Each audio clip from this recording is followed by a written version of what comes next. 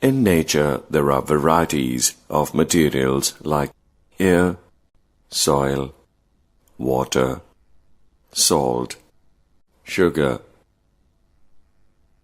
rocks, gold, wood, plastics, coal, etc. As you've already learned how we can group various substances, we can also separate many substances by using their processes or methods of separation. A large number of substances need some processing or purification before we can use them.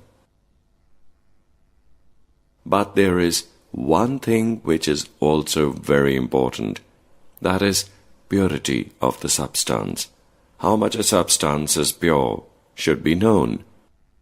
In this chapter, we will discuss regarding such topics.